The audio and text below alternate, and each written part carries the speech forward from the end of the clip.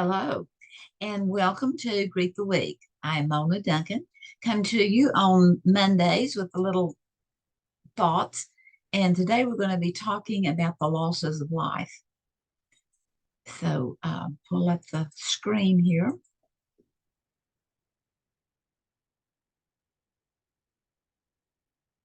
And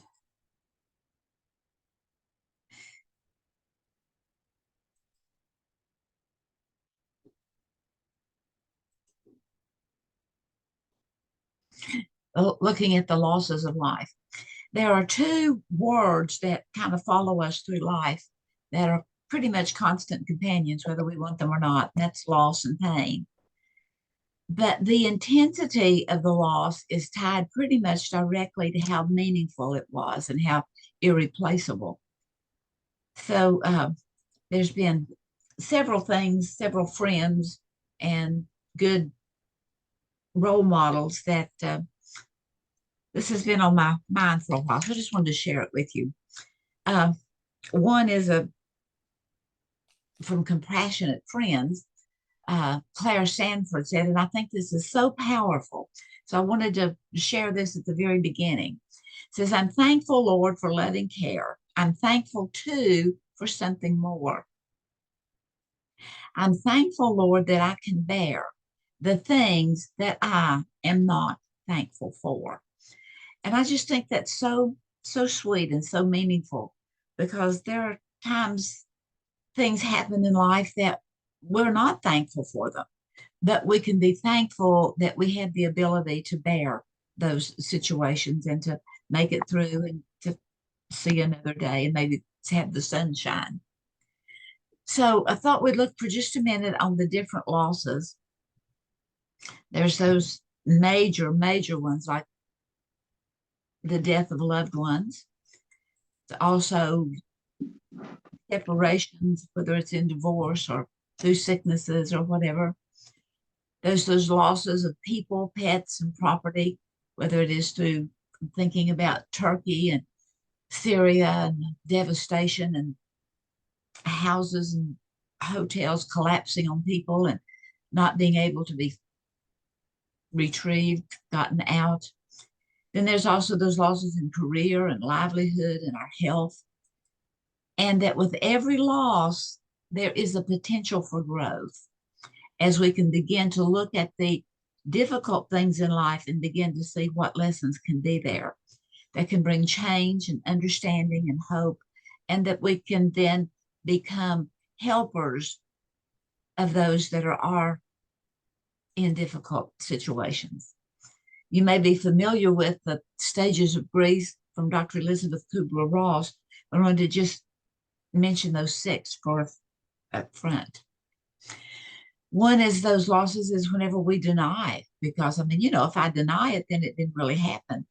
But whenever when it is what it is, it really is happening. And that's when we have such shock, and we can feel like we're a zombie just walking through things without really thinking or feeling, kind of numb, having bad dreams or nightmares, and think that we're going crazy.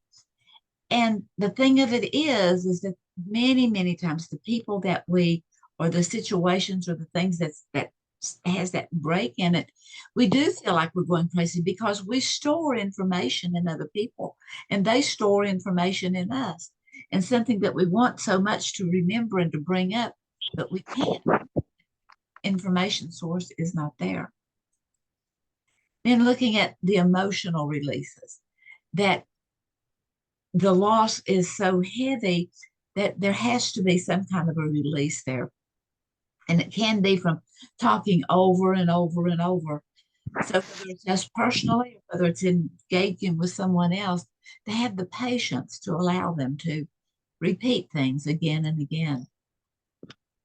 And then another stage of grief is anger, sometimes at the other person, sometimes at family, sometimes it's your own self, just being angry at authority, being angry at a supreme being, just being angry at the world, being angry at everyone. Anger comes up whenever those things that we cherish are being harmed or are absent, or the loss that's there.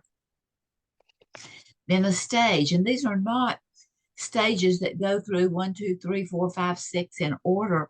They're not at all. They go back and forth, maybe deny and then begin to realize the reality of it and start denying again. Or the anger may begin to subside and then realizing that, oh, I am angry. I am still angry. But another stage is grief and blame. And that's looking at the if onlys and if only I'd or I should have or I did or I didn't. It's looking at all those things that once they've happened, we can't change them. And it's refusing to live in the moment.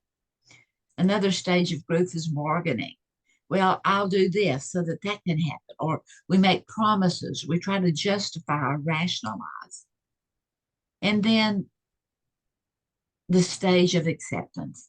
It's realizing that it is what it is and to accept it. And that acceptance can bring peace and can bring comfort. It can give you some resolve. It can help you to get back to the place where you can begin living again, where you can begin building again. So here's just a few thoughts on dealing with loss from a personal point of view, and maybe would be helpful to you or bring some thoughts. That there are no hard and fast rules for grieving. That is, we can share our pain with others and they can have some compassion for us. It has a real healing balm to it. To realize that you're not alone and that you're really not going crazy, that life will become amenable again, meaningful again. It's realizing that our feelings are legitimate. Maybe the anger, maybe the blaming, it may not be real appropriate, but if it's legitimate, it's legitimate. And realize that if you are blaming that that how can you begin to look at that in a different perspective? To own your own feelings because we really can't give away what we don't own. And so we need to own our feelings, to own so that we can adjust them, so that we can begin to change them, or so that we maybe can toss away that anger and the complaining. To open our heart and our mind to change our perception of, as we can begin to see things maybe from a different light that we had not seen before that was contributing to those different stages of grief and losses. To nurture any current relationships that you do have and to be thankful for, always to be thankful, and to be nice to yourself.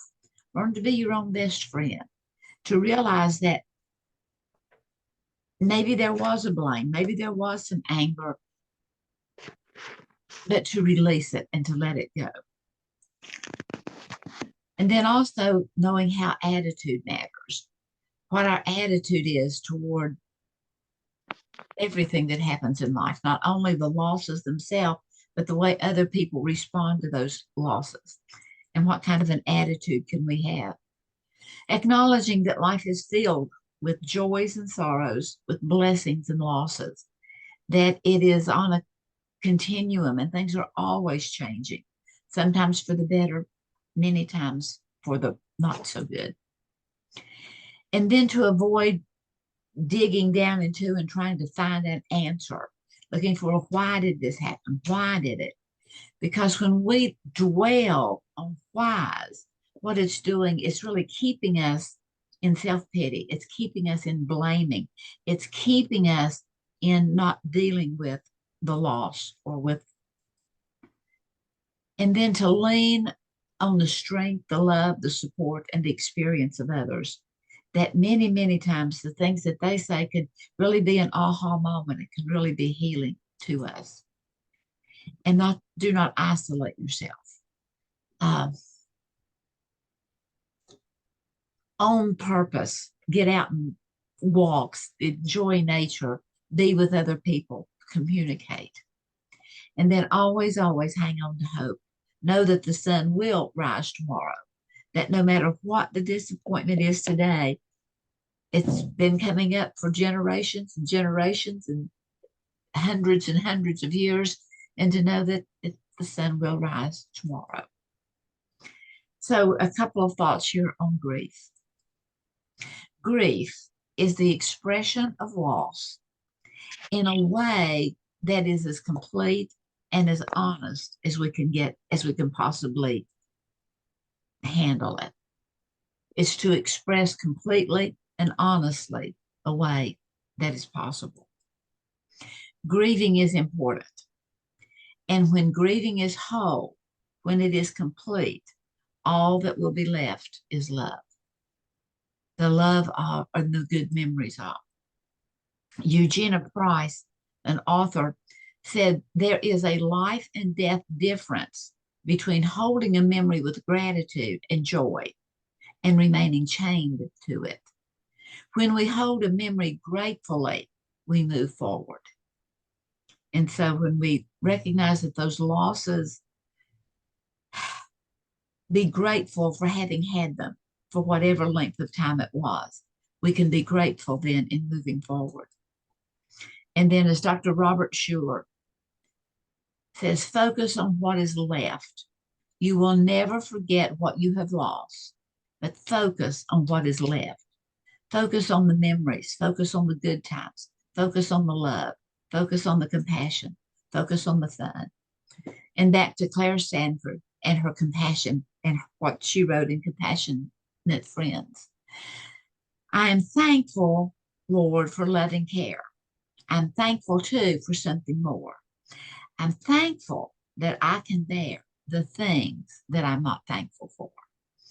And I really appreciate that. And hopefully that this has shed some thoughts or some insights that may be comforting to you. So thanks for being here, and many blessings.